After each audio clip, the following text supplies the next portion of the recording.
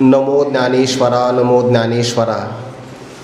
निवृत्ती उदारा सोपानदेवा मुक्ताबाई नमो त्रिभुवन पावनी। आद्यत्रयजननी देवांची जयांची केलिया स्मरण। होय सकळ विद्यांचे अधिकरण। तेची वंदू श्रीचरण श्री गुरूंचे ते नमस्कारोनी आता। ज्ञानम ज्ञेयम परिज्ञाता त्रिविधा कर्मचोदना। करणम कर्म करतेती त्रिविध कर्मसंग्रह। जे ज्ञान ज्ञाता ज्ञेय हे जगाचे बीजत्रय। ते कर्माची निसंदेह प्रवृत्ती जाण। कैवल्य साम्राज्य चक्रवर्ती विश्वमौली ज्ञानोबाराय सकल ब्रह्मनिष्ठ गुरुजनांच्या परमकृपेने श्री भगवती ज्ञानेश्वरीच्या 18व्या अध्यायातील 18व्या क्रमांकाच्या श्लोकाच्या चिंतनाला आजपासून प्रारंभ होतो आहे। तत्पूर्वी यस्य नाहं कृतो भावो बुद्धिर्यस्य न लिप्यते हत्वापि सैमान लोकान्न हंतीन निबध्यते या श्लोकाचा आपण विचार केला। जे अज्ञानी पुरुष आहे, जे कर्माचा अहंकार आणि कर्माचं फल सोडत नाही, त्याला कर्माचं इष्ट अनिष्ट आणि मिश्र अशी 3 प्रकारची फलं मृत्यूच्या नंतर भोगावी लागतात। अर्थात स्वर्गामध्ये जर देह मिळत असेल तर कर्माचं ते इष्ट फळ आहे। जर स्थावराधिक पशुपक्ष्यांचा देह मिळत असेल तर ते कर्माचं अनिष्ट फळ आहे। आणि ज्यामध्ये इष्ट आणि अनिष्ट मिश्रित झालेला आहे अशा मनुष्य देहाची प्राप्ती होत असेल तर ते कर्माचं मिश्र फळ आहे। अशी 3 प्रकारची फळं अज्ञानी पुरुषाला मिळतात, परंतु जो ज्ञानी महात्मा आहे त्याला ही फळं भोगावी लागत नाहीत। का बरं? त्याचं कारण परमात्मा सांगतात, यस्य न अहंकृता भावहा, ज्याचा अहंकाराचा भाव निघून गेलेला आहे, म्हणजे देहाविषयी ज्याला अहंकार अजिबात नाही। त्याचप्रमाणे यस्य बुद्धीन लिप्यते, कर्म केल्यानंतर या कर्मापासून मला हे फळ मिळेल आणि या फळाचा भोग मी घेईल, अशा प्रकाराने ज्याची बुद्धी लिप्त होत नाही, म्हणजे आसक्त होत नाही, अशा पुरुषाकडून प्रारब्धवशात संपूर्ण त्रैलोक्याचा जरी घात झाला तरी तत्वता तो कोणाचा घातही करत नाही आणि कोणत्याही कर्माने बंधनाला प्राप्तही होत नाही। आता त्याचा अहंकाराचा भाव का राहत नाही याचा विस्तार आणि विचार ज्ञानोबारांनी या श्लोकाचं भाष्य करत असताना केलेला आहे की ज्याला पूर्ण अहंता प्राप्त झाली त्याच्यामध्ये लहान असणाऱ्या देहाची अहंता राहत नाही। ज्याप्रमाणे प्रळय काळाचा पाण्याचा विशेष प्रकारचा वाढ किंवा वृद्धी प्राप्त झाली तर प्रळय काळातलं पाणी स्वतःला ओघ मानत नाही, का मानतं? प्रळयांबोचा उन्नाहो ओघ मानत नाही। तसं ज्याला पूर्ण अहंता म्हणजे अहम ब्रह्मास्मी हा भाव प्राप्त झाला तो देहोहम या भावावर येतच नाही, म्हणून त्याच्या देहाचा अहंकार शिल्लक राहत नाही। आणि अशा महापुरुषाचा जरी देहाचा अभिमान गेला तरी प्रारब्ध वशामध्ये प्रारब्धाने देह मिळाला आहे, देहाचं आयुष्य मिळालेलं आहे। जोपर्यंत देहाचं आयुष्य आहे तोपर्यंत अशा महापुरुषाकडून कर्म घडतं बरं। आणि मग त्या करण्यामध्ये पुण्य घडलं तरी महात्म्याला त्याचा काही सुखाचा परिणाम होत नाही।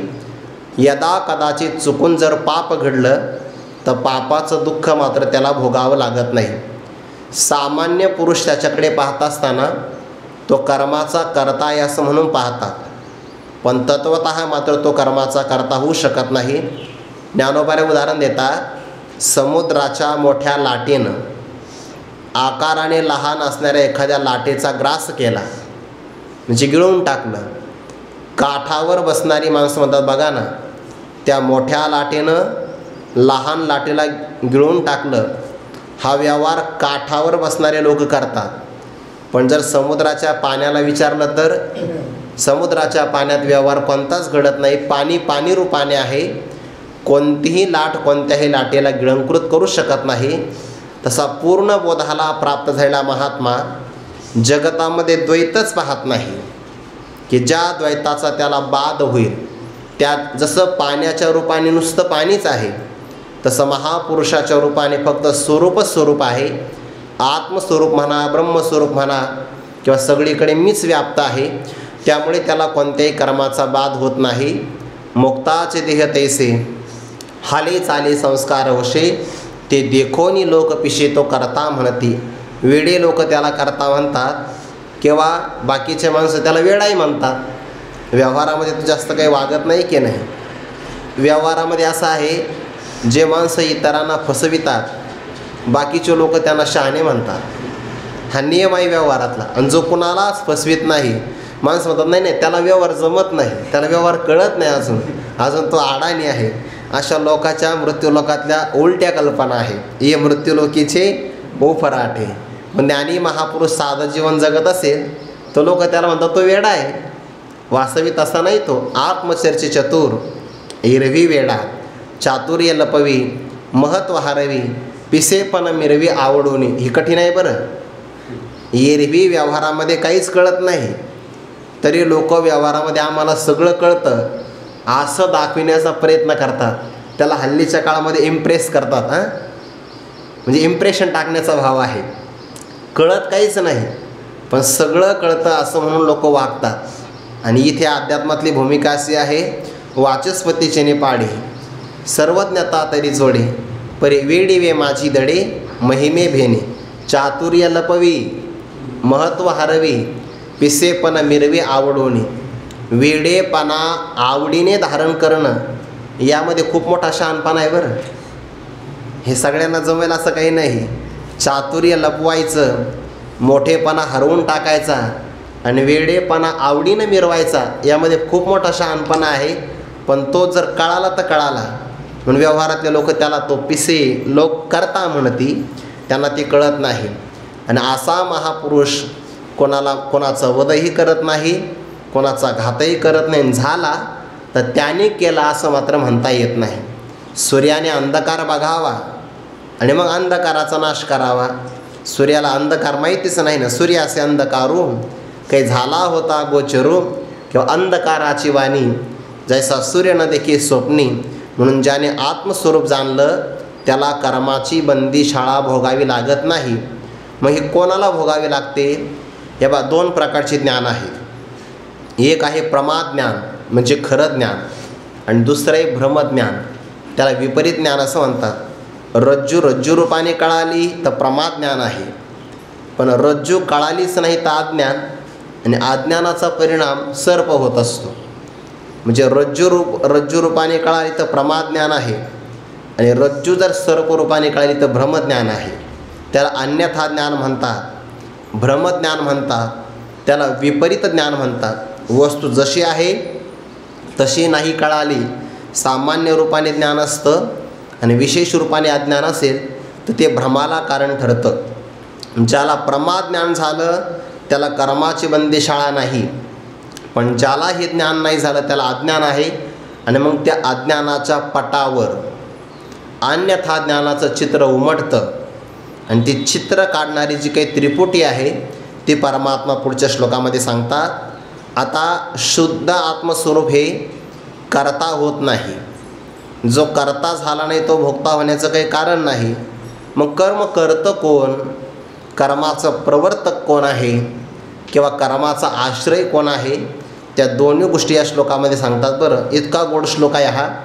थोडासा आपल्याला कठीण वाटेल, पण समजून घेण्याचा प्रयत्न केला तर काही कठीण नाही. त्यामध्ये थोडासा बारकावा सांगून जातो, म्हणजे पुढे कष्ट पडणार नाही. कोणतंही कर्म करायचं म्हटलं ना त्याला तिघे लागतात. त्याला आपण त्रिपुटी असं म्हणतो. समजा आता आपल्याला भोजन करायचं असेल तर भोजन हे काय आपलं साधन. ज्या पदार्थाचं आपण जेवण करतो ते झालं भोज्य, आणि खाणारा कोण आहे? भोक्ता. म्हणजे भोक्ता, भोजन म्हणजे व्यापार बरं, आणि भोज्य जगातला कोणताही व्यवहार घडू द्या त्याकरता तिघे लागतातच. भोज्य पदार्थ, क्रिया भोजन आणि करणारा भोक्ता. हे जशी त्रिपुटी आहे तसं कर्म करण्यासाठी सुद्धा त्रिपुटी असावी लागते. पण त्यात बारकावा आहे. कर्माचा आश्रय असणारी त्रिपुटी वेगळी आहे आणि कर्माला प्रवृत्त करणारी त्रिपुटी वेगळी आहे.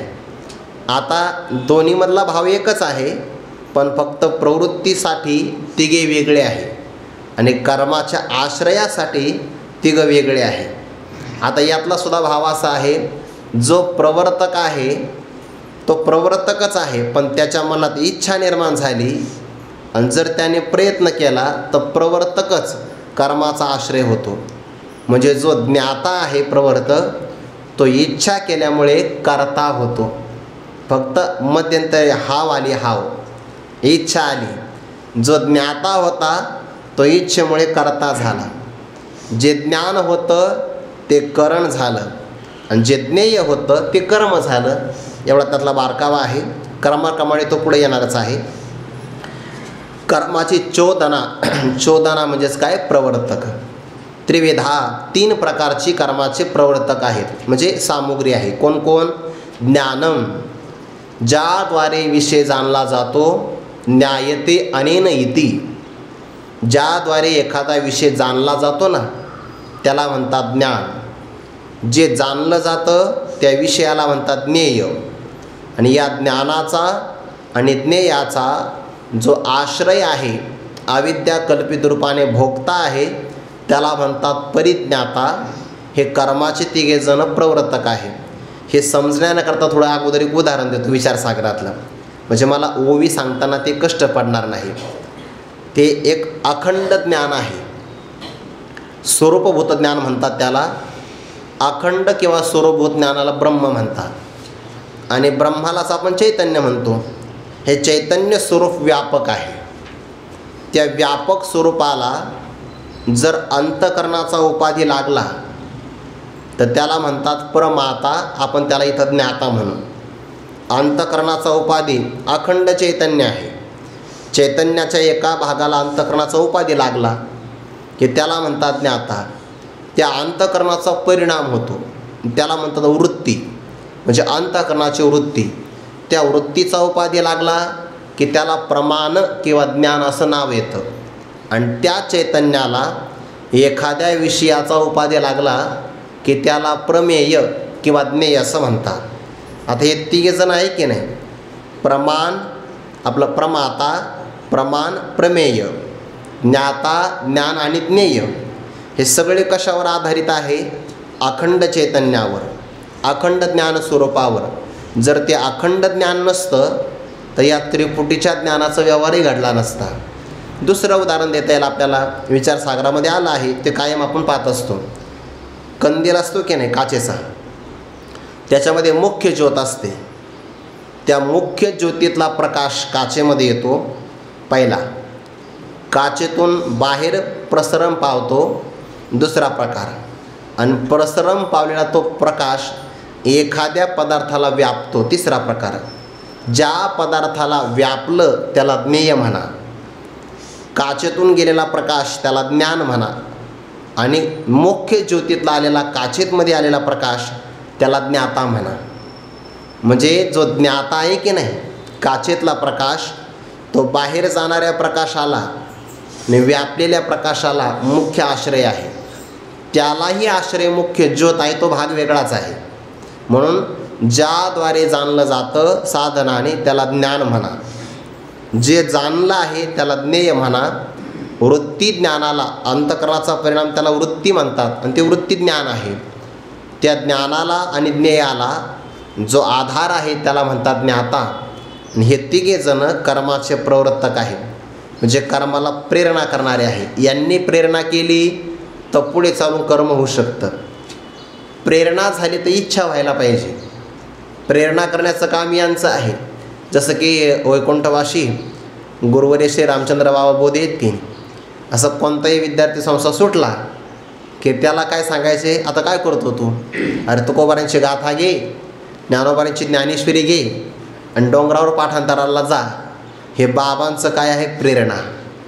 म्हणजे बाबा प्रवर्तक आहेत. आणि प्रेरणा केल्यानंतर जर इच्छा झाली तर मग विद्यार्थी करता होतो पाठांतराचा पुढे जाणारा. म्हणून प्रवर्तक आहे ते, पण प्रवर्तक झाल्यानंतर पुढे इच्छा व्हावी लागते. आणि इच्छा झाली तर मग करता, कर्म आणि करण ह्या गोष्टी घडतात. म्हणून हे ज्ञानम ज्ञेयम ज्ञाता त्रिविधा कर्म चोदना, हे कर्माचे प्रवर्तक आहे. आणि पुढे करणम. करणम म्हणजेच काय? क्रियेचं साधन. साधन जे असतं त्याला करण म्हणतात. बरं, करणाचे दोन प्रकार आहे, बाह्यकरण आणि अंतकरण. बाह्यकरणामध्ये पुन्हा 10 प्रकार, 5 ज्ञानेंद्रिय, 5 कर्मेंद्रिय, हे बाह्यकरण आहे. आणि मन बुद्धी चित्त अहंकार हे अंतकरण चतुष्टय आहे. जे आत साधन आहे त्याला म्हणतात करण. हे करण एक साधन, कर्माचं जे साधन त्याला करण म्हणतात. त्या साधनाद्वारे जे कर्त्याला इष्ट किंवा आवडतं त्याला कर्म म्हणतात. आणि ज्याला ह्या कर्त्या जो हे कर्म करण्यासाठी करणाच्याद्वारे व्यापार करतो त्याला कर्ता असं म्हणतात. म्हणजे करणम कर्म कर्ता इति त्रिविधा कर्मसंग्रह. हे कर्माचा 3 प्रकारचा संग्रह किंवा आश्रय आहे. भाव थोडासा ध्यानात ठेवा. ज्ञान, ज्ञेय आणि ज्ञाता हे कर्माचे प्रवर्तक आहे. करण, कर्म आणि कर्ता हे कर्माचा आश्रय किंवा संग्रह आहे. एवढाच फक्त भाव. त्यातलं जे काही बारकाईचं चिंतन आहे ते ज्ञानोबारे पुढे सांगणार आहे. ओव्या ऐकल्या की पुन्हा हा श्लोक एकदा बघितला की आणखीन चांगला अर्थ लागेल. क्रमाक्रमाने आपण बघू. यावर ज्ञानोबारे स्पष्टीकरण करतात. मागच्या ओवीचा संबंध आहे. बरं, परी अज्ञानाच्या पटी अन्यथा ज्ञानाचे चित्र उठी, तेच चितारणी हे त्रिपुटी प्रसिद्ध जे का. अज्ञानाच्या पटावर विपरीत ज्ञानाचे चित्र उमटतं. आता चित्र जर उमटायचं असेल तर पहिलं चित्र असावं लागेल. नाही, ते चित्र ज्याच्यावर काढायचं तो पहिल्यांदा पट असावा लागेल. म्हणजे चित्रपट, नंतर चित्र आणि चितारणी म्हणजे चित्र काढणारी, अशा 3 गोष्टी असाव्या लागतात की नाही. म्हणून परी अज्ञानाच्या पटी, अज्ञानाचा पट म्हणजे वस्त्र आहे, त्यावर भ्रमज्ञानाचं चित्र उमटतं. आणि मग ते काढणारं कोण आहे? ते तर चितारणी, चित्र काढणारी त्रिपुटी प्रसिद्ध आहे. ती ज्ञानोबा पुढे सांगतात. कोणती आहे? जे ज्ञान ज्ञाता ज्ञेय हे जगाचे बीजत्रय, ते कर्माचे निसंदेह प्रवृत्ती जाण. आलं की नाही प्रवृत्ती शब्द? चोदना म्हणजेच काय? कर्माचे प्रवर्तक किंवा प्रवृत्तास करणारी सामग्री.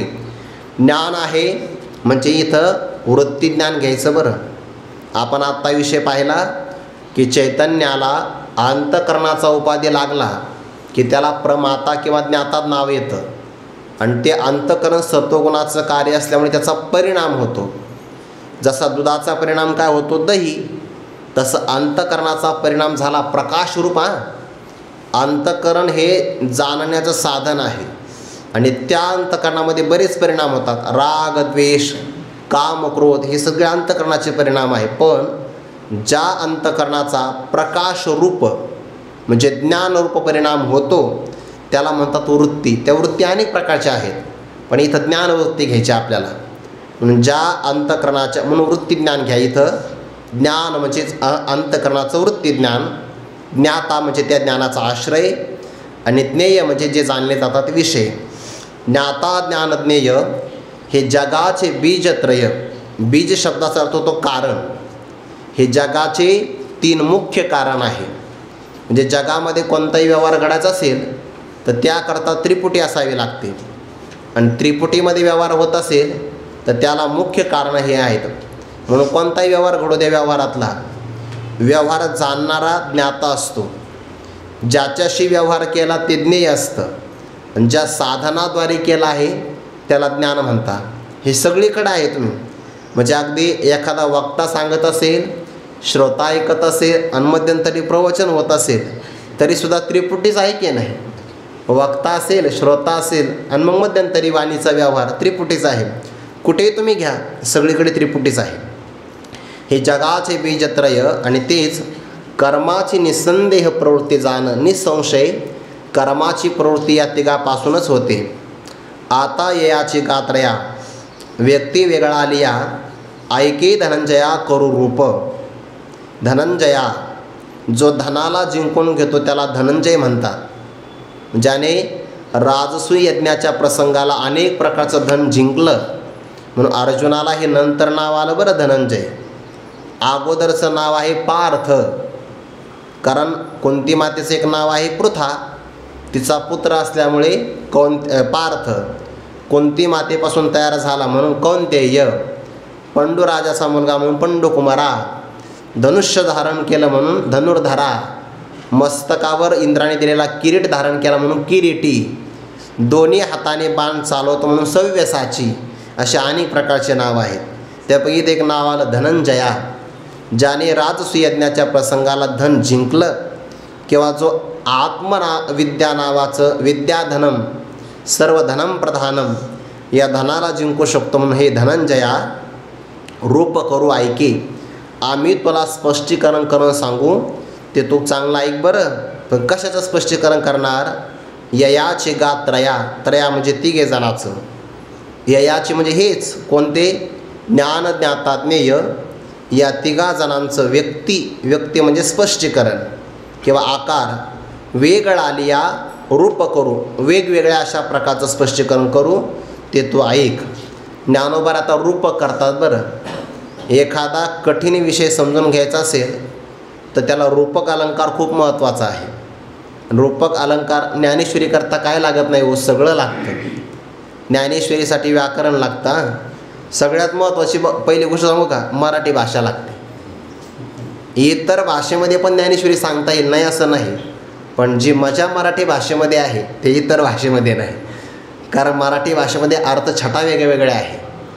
शब्द जर नसतं, उच्चारात जरी बदलला तरी अर्थ बदलतो. सामान्य शब्द, एखादा मुलगा आला तर आपण म्हणतो मुलगा हुशार आहे, अर्थ चांगला आहे की नाही. आणि दुसरा आला लय हुशार आहे बरं, हा अर्थ बदलतो त्याचा. इतकी मराठी भाषा आपली गोड आहे. चॅप्टर आहे असं त्याचा अर्थ होईल. म्हणजे मराठी भाषा पहिल्यांदा असावी लागेल, मग व्याकरणाचं ज्ञान असावं लागेल. दुसरा भाव सांगू का? हे कोणातरी महापुरुषांच्या मुखारविंदातून ऐकावं लागेल. संप्रदायपूर्वक जर अध्ययन झालं नाही तर ग्रंथाचा त्याच्या बुद्धीमध्ये प्रकाश होऊ शकत नाही. सकाळी सकाळी मला आत्ता मंदिरामध्ये एक भाव स्फुरला बरं. ज्ञानोबाचं दर्शन केलं आणि एक सहज एक भाव आला अंतःकरणामध्ये. आरसा जितका स्वच्छ असेल तितका आपलं प्रतिबिंब चांगलं आरशामध्ये दिसतं, तसं अंतःकरण जितकं शुद्ध असेल, निर्मल असेल, विवेक वैराग्य संपन्न असेल, साधनेनं पवित्र झाला असेल, अशा शुद्ध अंतःकरणामध्ये तुकोबारायांचा अभंग, ज्ञानोबारायांची ओवी यांचा भाव प्रगट होईल, अन्यथा होणार नाही. म्हणून हे सगळं असावं लागतं ज्ञानेश्वरीसाठी. तर त्यामध्ये रूपक अलंकार सांगितला आहे. साहित्यशास्त्रातला अलंकार आहे बघा. रूपक अलंकारामध्ये एखादं उदाहरण घेतलं जातं आणि त्या उदाहरणाचं सादृश्य प्रस्तुत विषयामध्ये प्रतिपादन केलं जातं, त्याला रूपक नावाचा अलंकार म्हणतात. ज्ञानोबा 2 रूपक इथं करतात बरं. सांगायचं काय आहे? ज्ञान, ज्ञाता आणि ज्ञेय. रूपक समजून घ्या, नंतर आपण तो भाव बघू. जीवालाच म्हणतात बरं का ज्ञाता. जीव शब्द कोणाचा आहे? सर्वव्यापक चैतन्य. त्या चैतन्याला लागला अंतःकरणाचा उपाधी आणि त्या अंतःकरण सत्वगुणाचं कार्य असल्यामुळे त्याच्यामध्ये चैतन्याचं पडलेलं प्रतिबिंब, या तिघाला मिळून जीव म्हणतात बरं. नुसतं अंतःकरण जीव होऊ शकत नाही. त्या अंतःकरणाला अधिष्ठान चैतन्य असावं लागतं. चैतन्याचं अधिष्ठान, मग सूक्ष्म देहातलं अंतःकरण आणि त्या अंतःकरणामध्ये मी या रूपाने पडलेलं प्रतिबिंब, या तिघाला मिळून जीव म्हणतात. आणि जीवच इथला ज्ञाता आहे. म्हणून आत्मा जो शुद्ध स्वरूपाचा आहे तो वेगळाच आहे, पण इथं मात्र जीवाचा विचार चालू आहे. पहिलं रूपक आहे सूर्याचा. तरी जीव सूर्यबिंबाचे रश्मी श्रोत्रादिके पाचे, धावोनी विषय पद्माचे फोडीत मढ. मढ शब्दाचा अर्थ होतो कळी, आणि पद्म म्हणजेच कमळ. विषय पद्माचे मढ फोडीत. विषय नावाच्या कमळाची कळी त्याला तो विकसित करतो. आता हे रूपक समजून घेण्याच्या अगोदर पहिल्यांदा सूर्य सांगतो, म्हणजे लक्षात या. आकाशामध्ये सूर्य उदयाला आला की नाही? भाव चांगला लक्षात ठेवा बरं. आकाशामध्ये कोण उदयाला आला? सूर्य. सूर्यापासून काय प्रगट झाले? किरण. ते किरण कुठं धावतात? आकाशातल्या मोकळ्या जागेमध्ये, आणि येऊन पडतात एखाद्या सरोवरामध्ये असलेल्या कमळाच्या फुलावर. आता सूर्य उदयाच्या अगोदर ती कमळाची कळी मिटलेली असते आणि सूर्याचा उदय झाला की ती प्रफुल्लित होते. याच्यामध्ये कोण कोण आहे बरं? 3 गोष्टी आहेत. 1 सरोवरातली कमळाची कळी, 2 सूर्याचे किरण आणि 3 मुख्य असणारा सूर्य. तसं आता हे झालं दृष्टांत. सिद्धांतामध्ये कोण आहे? जीव नावाचा सूर्य आहे. सूर्य, जीव सूर्यबिंबाचे, जीव नावाचा सूर्य, आणि त्या सूर्याच्या बिंबापासून रश्मी म्हणजे किरण बाहेर पडले. कोणते? अंतःकरणाचा वृत्ती, हेच त्याचे किरण आहेत. आणि ते किरण बाहेर पडतात 5 इंद्रियातून, श्रोत्रादिके. कारण जे अंतःकरण आहे ना, आतलं साधन अंतःकरण, त्याला स्वतंत्र रूपाने बाहेर येता येत नाही. त्याला एक तर डोळ्यातून, कानातून, नाकातून, जिभेतून किंवा त्वचेतून बाहेर पडावं लागतं, तेव्हा ते विषयाला जाणतं. म्हणून जीव नावाचा सूर्यबिंब आहे, त्याच्या असणाऱ्या ज्ञानाचा प्रकाश अंतःकरणात आला की अंतःकरणाची वृत्ती त्याला म्हणतात रश्मी. आणि ते श्रोत्रादिके 5 धावुनी, श्रोत्र असेल, चक्षु, त्वग, रसन, घ्राण, या 5 इंद्रियातून ते धावुनी बाहेर पडतं अंतःकरण. आणि मग विषय, शब्द, स्पर्श, रूप, रसगंध या विषय नावाच्या कमळाची कळी, त्याला ते काय करतं? भोगतं. म्हणजे सूर्याचं किरण ज्याप्रमाणे कमळाला जाऊन विकसित करतं, तसं जीव नावाचा सूर्य त्याचं अंतःकरण 5 इंद्रियांच्याद्वारे बाहेर पडून विषय नावाच्या कमळाला प्रफुल्लित करतं किंवा प्राप्त करतं. हे झालं पहिलं रूपक. दुसरं, ज्ञानोबा आता जीवाला राजा म्हणतात. राजा विदर्भातला शब्द आहे, ऐक ना राजा, ऐक की जीव नृपाचे वारू पलाने, घेऊन इंद्रियांचे केकाने, विषय देशीचे नागवणे आणि तजे, हे असोई ही इंद्रिय राहते, जे सुखदुःखेसे जेव्हा भेटे, ते सुषुप्ती काळी ओहटे जेथ ज्ञान, तया जीवा नाव ज्ञाता, आणि जे हे सांगितले आता, तेच येथ पंडुसुद्धा ज्ञान जाण. या ओव्यांचा इथपर्यंत संबंध आहे. बरं, आता दुसरं रूपक आहे. एक झालं सूर्याचं, दुसरं केले राजाचं रूपक. आता राजा म्हणला की राजाकडं काय असतात? घोडे असतात. घोड्यावर स्वार होणारे घोडेस्वार असतात. ते स्वार जर चांगले असतील तर हरकत नाही. जसं की छत्रपती शिवाजी महाराजांनी आपल्या सगळ्या सेनापती सैनिकाला सांगितलं होतं की प्रजेच्या शेतामध्ये असणाऱ्या भाजीच्या देठाला सुद्धा धक्का लागता कामा नये. असा भाव असेल तर जाणता राजावर. हे बाकी कोणी नाव लावून घेऊ नये. हा खरा जाणता राजा आहे की प्रजेच्या शेतामध्ये असणाऱ्या भाजीच्या, म्हणजे खुडून नेलेली भाजी आहे, त्या देठाला सुद्धा धक्का लागता कामा नये, इतकी काळजी घ्यावी. असा राजा असतो. त्याचे घोडेस्वार कोणा लुटत नाही. पण इथला राजा वेगळा आहे. हे जीव नावाचा अनुरूप आहे. वारू म्हणजेच काय? घोडा. पण तो कसा आहे? उपलानी. उपलानी म्हणजे काय? उघड्या पाठीचा. म्हणजे त्याच्या पाठीवर खोगीर घातलेलं नाही. कारण खोगीर असेल तर मग ते पाय ठेवायला रिकी बसावी लागते. तो घोडा आकळण्याकरता त्याच्या तोंडामध्ये लगाम असावा लागतो. आता ज्याच्या पाठीवर खोगीर असं नाही, याचा अर्थ तो घोडा कसा? स्वैर आहे, स्वैर.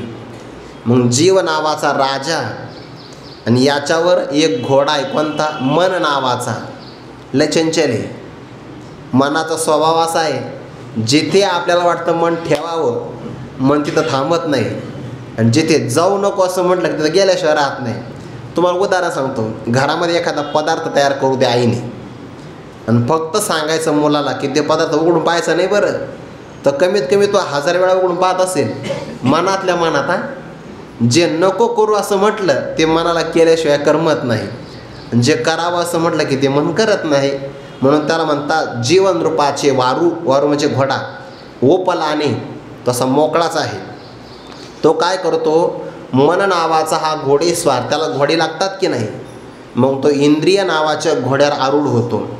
घेऊनी इंद्रियांचे केकाने. केकाने म्हणजे समुदाय किंवा धाव. कारण मनाला स्वतंत्र धावता येत नाही. तुम्ही बघा ना, जर मनाला जर एखादं रूप पाहायचं असेल तर मनाला पाहता येत नाही, त्याला डोळ्याचं साहाय्य घ्यावं लागतं. मनाला जर शब्द ऐकायचा असेल तर त्याला ऐकता येत नाही, त्याला कानाचं साहाय्य घ्यावं लागतं. मनाला एखादा पदार्थ खायचा असेल त्याला स्वतंत्र खाता येत नाही, जिभेच्याद्वारे खाता येतो. म्हणून तो काय करतो, जीव नावाच्या राजाचा मन नावाचा घोडा तो इंद्रियांचं साह्य घेऊन मग काय करतो, शब्द स्पर्श रूप रसगंध या 5 विषयाचा एक देश आहे आणि या देशामध्ये जाऊन नागवने म्हणजेच काय, लूट आणतो, लूट. आता जर हा चंचल असेल ना मन नावाचा घोडा, तर हा स्वैरी विषयातलं काय करतो, सुखदुःखाला गोळा करतो. आणि जर तो चांगला असेल तर तो ज्ञान नावाच्या सुखाला प्राप्त होतो. म्हणून विषय देशीचे जे घोडे विषयामध्ये धावतात, समजून घ्यावं ते प्रपंच करणारेच घोडे आहेत. आणि जे विषयाकडे न धावता विठ्ठलाकडे धावतात ते परमार्थ करणारे आहेत.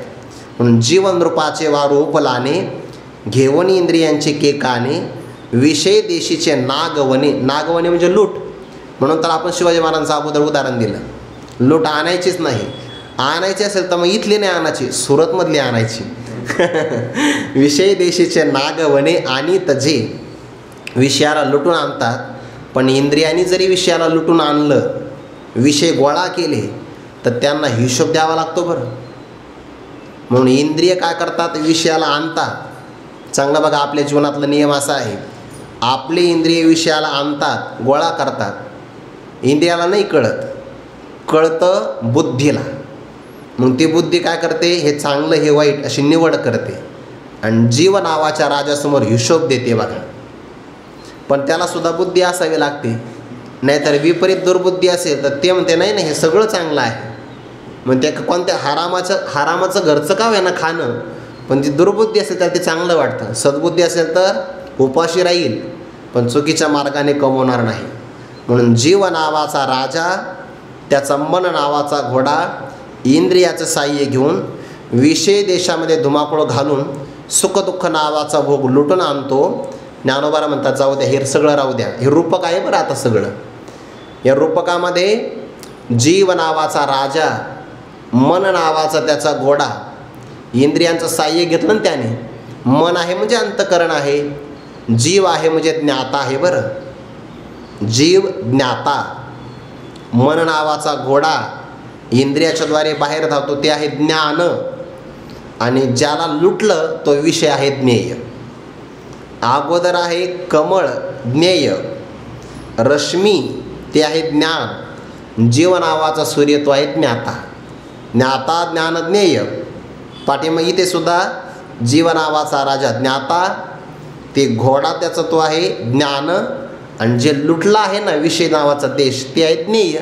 म्हणून राहू द्या हे रूपक. आता हे असो ही इंद्रिय राहाटे, जे इंद्रियांच्याद्वारे व्यापार करतं, राहाटे म्हणजे व्यापार करतं, जे सुख दुःखेसी जीवा भेटे, जीवाला सुख आणि दुःखाचा भेट घालून देतं. आणि ते असं दिवसभर काम करतं ना अंतकरण. अंतकरणाची वृत्ती जाग असली तरी काम करते, स्वप्नात गेली तरी पण कामच करते. आणि मग जागृतीमध्ये स्वप्नामध्ये व्यापार केला त्या वृत्ती ज्ञानाने, तर ते काय करतं, सुषुप्ती काळी ओहटे, गाढ झोपेमध्ये मात्र ओहटे नाहीसं होतं म्हणजे लयाला जातं. जसा मोठा वृक्ष बीजामध्ये लयाला जातो, पण असतो बीजामध्ये, पाणी मिळालं माती मिळाली की वाढतो. तसं गाढ झोपेमध्ये अंतकरण वृत्तीचं ज्ञान अज्ञानामध्ये लयाला जातं. सुषुप्ती काळी ओटे जेथ ज्ञान, आणि जिथं हे लयाला जातं त्या सुषुप्तीचा अभिमानी असणारा प्राज्ञ जीव आहे. जागृतीचा विश्व, स्वप्नाचा तेजस आणि सुषुप्तीचा अभिमानी जीव प्राज्ञ. विश्व तेजस प्राज्ञ, जागृती स्वप्न आणि सुषुप्ती 3 अवस्थेचे अभिमानी 3 प्रकारचे जीव आहेत. तसं एकच आहे तो, पण अभिमान धारण केल्यामुळे नाव बदलतात. जागृतीमध्ये विश्व असतो, स्वप्नात तेजस, सुषुप्तीमध्ये त्याला प्राज्ञ म्हणतात. आणि त्या प्राज्ञाच्या ठिकाणची उपाधी अज्ञान आहे, अविद्या आहे. आणि त्या अविद्येमध्ये जागृतीमध्ये व्यवहार करणारं जे अंतकरणाचं वृत्तीज्ञान आहे ना, ते लयाला जातं. सुषुप्ती काळी ओहोटे जेथ ज्ञान, ज्ञान ज्या ठिकाणी लयाला जातं म्हणजे वृत्तीज्ञानाला कोण असेल, आश्रय असावा लागतो की नाही. म्हणून जिथं ज्ञान लयाला जातं तया जीवा नाव ज्ञाता. बघा बरं, जिथं ज्ञान लयाला जाऊन शांत राहतं गाढ झोपेमध्ये, दिवसा व्यवहार करणारं वृत्तिज्ञान आहे. पण सुषुप्ती काळीमध्ये लयाला जातं ज्या ठिकाणी तया जीवा नाव ज्ञाता. दोन व्याख्या झाल्या ना. व्यवहार करणारं ज्ञान आणि जिथं लयाला जातं शांत होतं त्याला काय म्हणतात? जीवाला ज्ञाता. तया जीवा नाव ज्ञाता. ज्ञात्याचं व्याख्यान झालं. आणि जे हे सांगितले आता रूपक करून अर्जुना तुला जे सांगितलं, जे विषयाच्या पंचविषयाच्या कमळाला विकसित करतं किंवा विषयाच्या देशामध्ये जाऊन लुटमार करून आणतं, जे हे सांगितले तेच येतं पंडुसुधा ज्ञान जाणं. त्यालाच ज्ञान असं म्हणतात. म्हणजे दोन व्याख्या सांगितल्या बरं ओवीमध्ये. एक कोणती? एक आहे ज्ञानाची आणि दुसरी आहे ज्ञात्याची. ज्ञाता सांगितला की ज्याच्या ठिकाणी ज्ञान लयाला जाऊन राहतं तो आहे ज्ञाता जीव. जीवालाच ज्ञाता म्हणतात.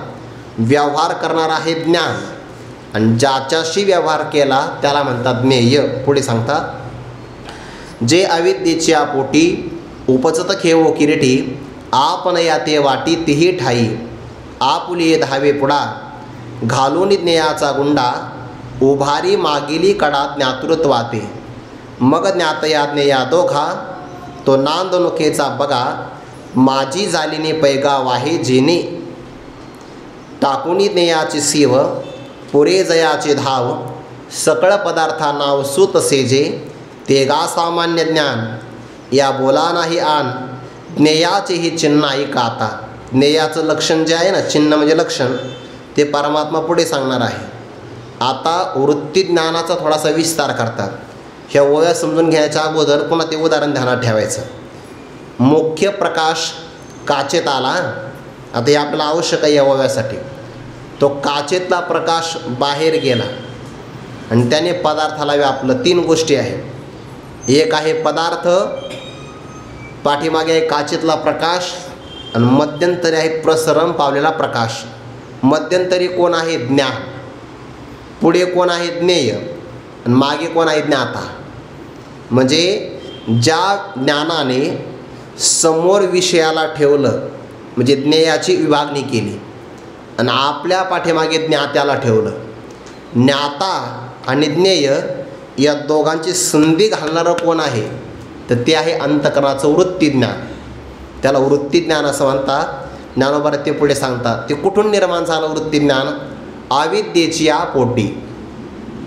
ज्या अर्थी हे अविद्येच्या पोटामध्ये जन्माला आलं याचा अर्थ हे ब्रह्मज्ञान आहे. ब्रह्मज्ञान आहे म्हणजे द्वैतातलं ज्ञान आहे. म्हणजेच हे अंतःकरणाच्या वृत्तीचं ज्ञान आहे. ज्ञानात दोन प्रकार आहेत. एक स्वरूपभूत ज्ञान ज्याला ब्रह्म म्हणतात आणि त्या स्वरूपभूत ज्ञानाला जर अंतःकरण विशिष्ट चैतन्य अंतःकरणाचा जे उपाधी लागला आपण म्हणतो त्याला की त्याला प्रमाता नाव येतं, त्याला आपण ज्ञाता म्हणतो. अंतःकरणाच्या वृत्तीचा उपाधी लागला की त्याला ज्ञान म्हणतो आणि विषयाचा उपाधी लागला की आपण त्याला ज्ञेय म्हणतो. स्वरूपभूत ज्ञान ब्रह्म आहे. ते करताही नाही भोगताही नाही, ते वेगळंच आहे. ते असंग अलिप्त आहे. पण त्या चैतन्याला जर अविद्येचा उपाधी लागला म्हणजेच अंतःकरणाचा, कारण अंतःकरण हे अविद्येचं कार्यच आहे. कार्य म्हणा किंवा कारण म्हणा दोन्हीचा अर्थ एकच होईल. पण कळण्याकरता अविद्येच्या पोटी उपजत खेवो, अविद्येच्या पोटामध्ये उपजल्याबरोबर हे किरटी, आपण या ते ती ठाई वाटी. ते असणारं ज्ञान आपल्याला तीन ठिकाणी वाटणी करून टाकतं. स्वरूपभूत ज्ञान आहे ना, त्याचे तीन ठिकाणी वाटणी होते. कशामुळे? उपाधीमुळे. जसं एखाद्या समुद्रातलं पाणी असतं, ते पाणी जर कदाचित येणार नाही पण आलं जलाशयामध्ये तर त्याचं नाव वेगळं आहे. जलाशयातलंच पाणी पुन्हा कालव्यात आलं, कालव्यातलं पाणी पाटात आलं, पाटातलं पाणी पुन्हा वाफ्यामध्ये आलं. आता जो आयताकृती असतो त्याला वाफा म्हणतात आणि जो गोल असतो त्याला आळं म्हणतात. दोन प्रकार आहे बरं आहे. जे फळवृक्ष असतात की नाही त्याला आळं असतं आणि कोथिंबीर मेथी याला काय असतं? वाफा. म्हणजे पाणी एकच आहे पण जर गोल जमिनीचा आकार तर आळं म्हणतात. आयताकृती आकार मिळाला की वाफा म्हणतो. जर कालवा तर कालव्यातलं पाणी, पाटातलं पाणी, सरोवरातलं पाणी, पाणी एकच आहे. तसं स्वरूपभूत असणारं चैतन्य एकच आहे, अखंड आहे, त्याला ज्ञान म्हणतात. पण जर त्याला अंतःकरणाचा उपाधी लागला, अंतःकरणाच्या वृत्तीचा उपाधी लागला विषयाचा उपाधी लागला की तेच ज्ञान जणू काही त्याचे 3 ठिकाणी वाटणी झाल्यासारखं वाटतं. विषयाचा उपाधी लागला की ज्ञेय झालं, अंतःकरणाच्या वृत्तीचा उपाधी लागला की ज्ञान झालं, आणि अंतःकरणाचाच उपाधी लागला की त्याला ज्ञाता म्हणतात. आपण या ते वाटी ती ठाई. कशामुळे? हे सगळ्याला कारण आहे अविद्या. अविद्येच्या पोटी उपजत खेव किरटी, आपण या ते वाटी तीही ठाई. मग जणू काही त्याच्यामध्ये खंड पडला असं वाटतं. जसं की महाकाशाला घट उपाधी लागला की आपण त्याला घटाकाश म्हणतो. उपाधीमुळे नावं येतात हे, नाहीतर नावं येण्याचं काही कारण नाही. अविद्येची आता स्वरूपभूत जे ज्ञान आहे ना, ते अविद्येच्या पोटात नाही जन्माला येत. बरं, अविद्येला ते अधिष्ठान आहे. ते स्वरूपभूत ज्ञान अविद्येमध्ये विशेष रूपाला प्रगट झालं की मग पुढचे सगळे व्यवहार घडतात. नाहीतर अविद्ये त्याला माहिती पण नाही. पण त्याच्या ठिकाणी अविद्येचा मायेचा अविद्येचा उपाधी लागला की मग ते सामान्य ज्ञान विशेष भावाला प्राप्त झालं की मग त्याचे 3 ठिकाणी वाटणी होऊन जाते, असं त्याचा अर्थ. जे अविद्येच्या पोटी उपजत खेव किरटे हा सगळा विषय चालू आहे वृत्ती ज्ञानाचा. हा स्वरूपभूत ज्ञानाचा विषय चालू नाही. बरं, हे ध्यानात ठेवायचं. जरी ज्ञान शब्द आला तर ती या सगळ्या ठिकाणी ज्ञान शब्द हा स्वरूपभूत ज्ञान न घेता अंतःकरण वृत्तीरूप ज्ञान घ्यायचं. अंतःकरणाचा प्रकाशरूप झालेला परिणाम त्याला म्हणतात वृत्तीज्ञान. विषय हा खूप महत्त्वाचा आहे म्हणून थोडासा बारकाईनं सांगायचा. जे उपजत अविद्येच्या पोटी उपजत खेव किरटी, आपण या ते वाटी तीही ठाई. 3 ठिकाणी आपली वाटणी करतं. कसं? आपुलिये धावे पुढा. ते आपण आत्ता उदाहरण पाहिलं कंदिलाचं. कंदिलातला काचेचा प्रकाश थोडा मागं ठेवा, पुढे दिसणारा पदार्थही बाजूला ठेवा, फक्त मधला प्रकाश घ्या. कुठे? काचेतून बाहेर पडलेला आणि पदार्थापर्यंत अजून न गेलेला जो मधला प्रकाश आहे तो काय करतो? आपुलिये धावे पुढा. ते वृत्तीरूप असणारं ज्ञान आपल्या धावण्याच्या समोर घालून ज्ञेयाचा गुंडा म्हणजे दगड, ज्ञेय म्हणजेच काय? जो जाणावयाचा विषय असतो त्याला ज्ञेय म्हणतात. आपल्या धावण्याच्या समोर ज्ञेय पदार्थाचा एक बांध ठेवतो आणि त्यानंतर उभारी मागील कडा ज्ञातृत्वाते. म्हणजे समोर ठेवला आहे ज्ञेय आणि मागच्या कडेला मागीली कडा मागच्या बाजूला ठेवला आहे ज्ञातृत्व. ज्ञातृत्व म्हणजे काय? ज्ञाता. म्हणजे मागे कोण आहे? ज्ञाता. पुढे कोण आहे? ज्ञेय. आणि मध्यंतरी काय असेल? सरळ आहे ज्ञान. मग त्या ज्ञानाने काय केलं? आपल्या समोर ज्ञेयाचा बांध ठेवला, गुंडा म्हणजे दगड, आणि माग ज्ञात्याला उभं केलं. मग ज्ञातया ज्ञेया दोघा तो नांदणुकीचा बगा म्हणजे मार्ग किंवा संबंध. माझी जालीने पैगा वाहे जेणे. ज्या ज्ञानामुळे हा सगळा प्रकार वाहिला जातो. म्हणजे काय? मागे आहे ज्ञाता, पुढे आहे ज्ञेय, आणि या दोघांचा संबंध नांदणुकीचा बगा. या दोघांची नांदणूक किंवा व्यवहार यांचा असणारा जो मार्ग किंवा संबंध हा मध्यंतरी उभा राहिलं ज्ञान. मधल्या माणसाचं काम काय असतं? 2 लोकांची परस्परामध्ये जुळवणूक करणं. माझी झालेली पैगा मध्यंतरी उभा राहिल्यामुळे या दोघांचं काय करतो? तो व्यवहार घडून आणून देतो. मध्यस्थाचं काम आहे बरं हे, म्हणून त्याला मध्यस्थ म्हणतात. व्यवहार चांगला झाला तर मध्यस्थाला किंमत आहे, आणि जर हुकलं की मग मारही आहे. कधी कधी ते जोडी लावतात ना, मध्यस्थ माणसं खूप हुशार असतात ते. मग ते एखादी जोडी चांगली लागली वधूवराची, मग ही जुळवला आपण असं ते म्हणतात, म्हणजे श्रेय घेतात. आणि जर घटस्फोट झाला तर मला अंदाज आलाच होता असं तो म्हणतो नंतर. मध्यस्थ असतो की नाही, तसं अंतःकरणाचं वृत्ती ज्ञान मागचा ज्ञाता, अंतःकरण वृत्तीचं ज्ञान अंतःकरण उपाधी लागलेल्या चैतन्याला म्हणजे ज्ञात्याला, आणि विषय उपाधी लागला ते ज्ञेय, या दोघाचा संबंध घालून देतं. माझी झालीने पैगा वाहे जेणे.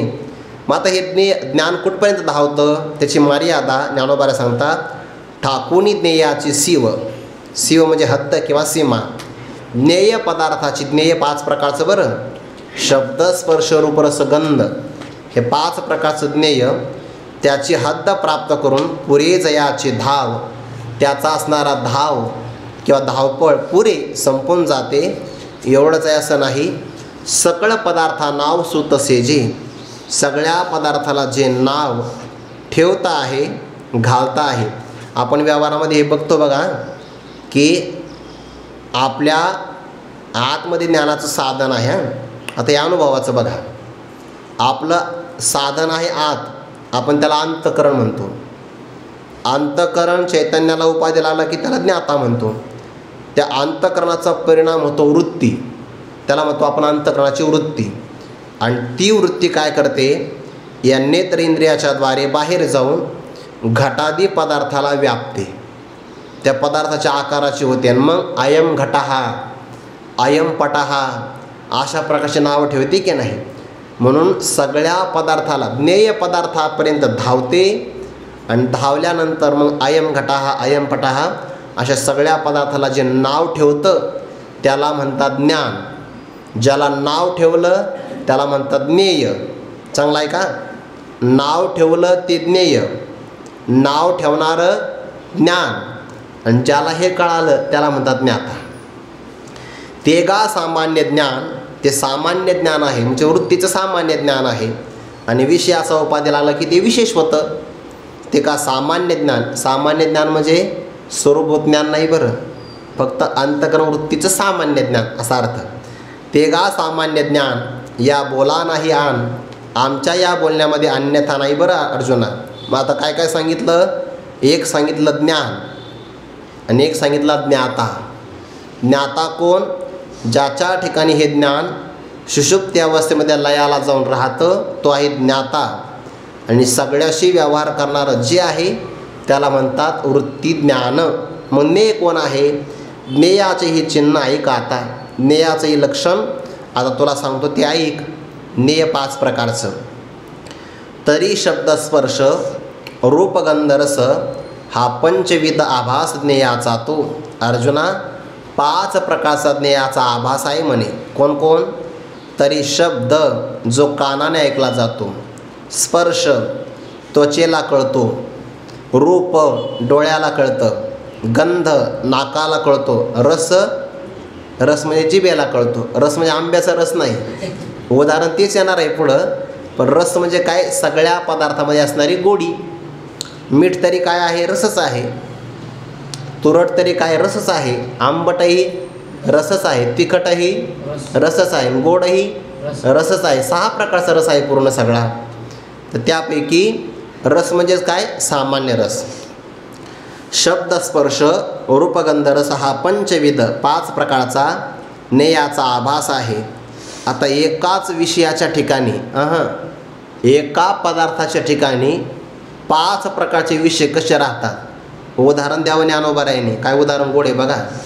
जैसे एकची च्युत फळे, इंद्रिया वेगळे वेगळे, रसे वर्णे परिमळे, भेटीजे स्पर्शे, तैसे ज्ञेय तरी एक सरे, परिज्ञान इंद्रियाद्वारे घे म्हणून प्रकारे 5 झाले.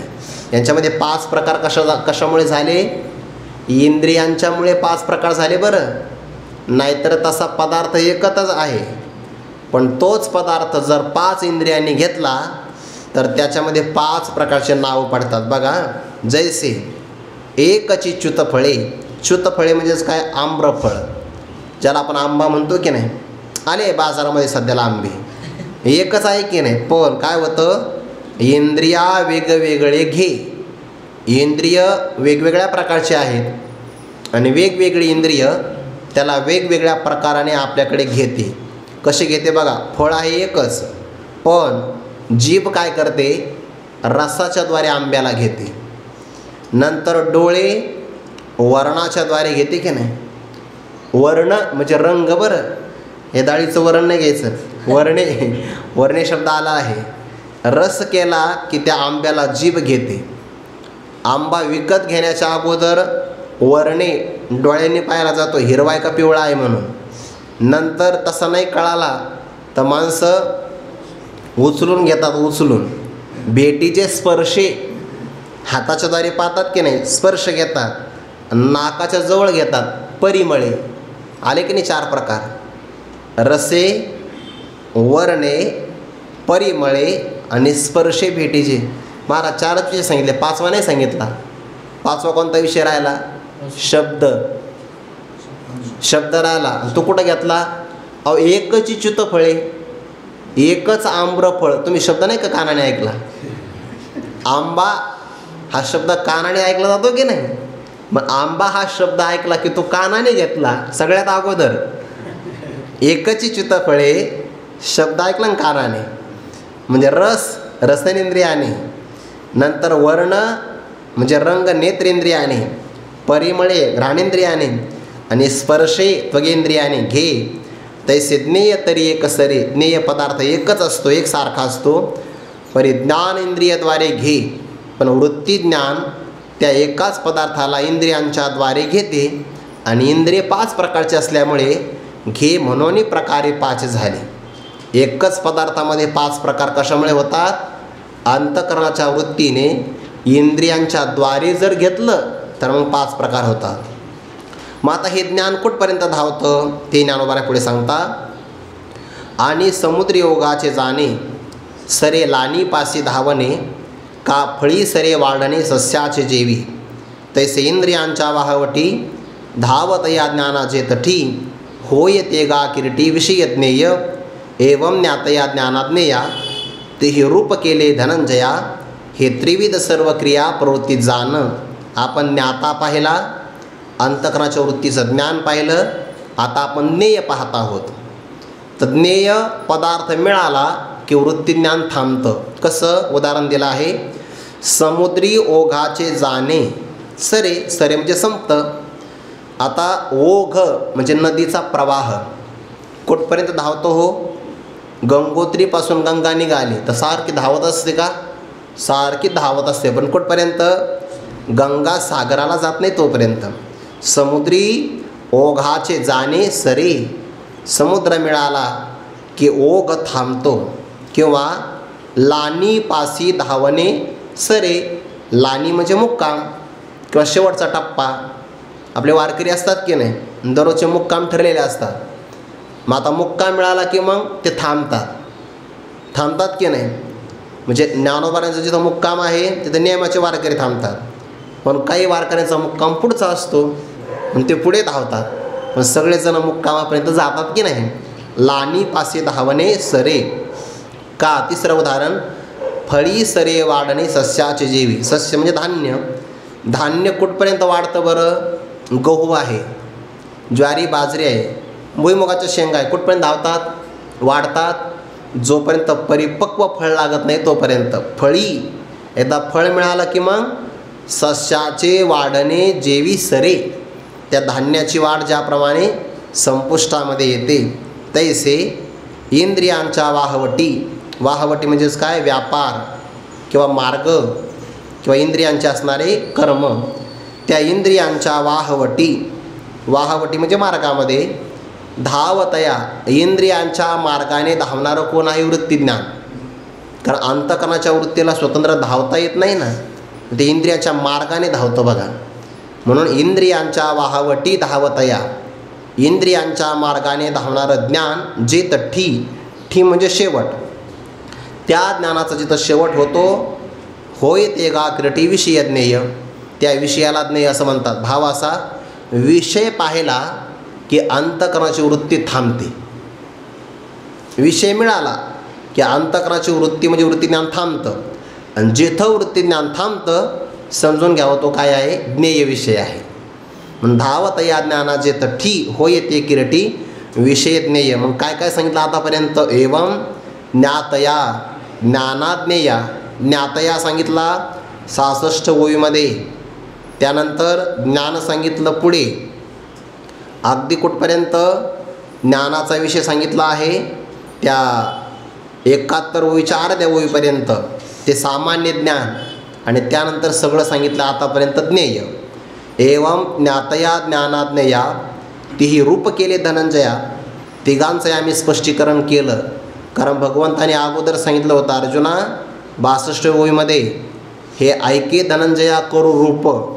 आणि इथे बरोबर धनंजय शब्द पुन्हा आलेला आहे. अर्जुना आम्ही तिही रूप केले धनंजया. तिघांचं स्पष्टीकरण केलं आहे बरं. आता यानंतर हे त्रिविध सर्व क्रिया प्रवृत्ती जाणं, हे तिघे जण म्हणजे कोण? ज्ञाता, ज्ञान आणि ज्ञेय हे तिघे जण सर्व क्रिया प्रवृत्ती, सगळ्या क्रियांच्या प्रवृत्ती करण्याला कारण आहे. पण प्रवृत्ती होते केव्हा? प्रेरणा वेगळी आहे. प्रेरणा झाली आणि जर प्राप्तीची इच्छा झाली तर मग तो क्रिया करतो, आणि क्रिया केली की जो ज्ञाता असतो ना तो कर्ता होतो. जे ज्ञान आहे ते करण होतं, आणि जे ज्ञेय आहे ते कर्मभावाला प्राप्त होतं. प्रवृत्तीच करणारे आहेत, पण प्रवृत्ती प्रबळ झाली की मग त्यांचे 3 नाव बदलतात. तो विषय येणार आहे, चिंतन उद्या पाहू. पुंडलिक वरदारी विठ्ठल श्री ज्ञानदेव तुकाराम माऊली ज्ञानेश्वर महाराज की जय. जगद्गुरु तुकाराम महाराज की जय. सद्गुरु जोग महाराज की जय.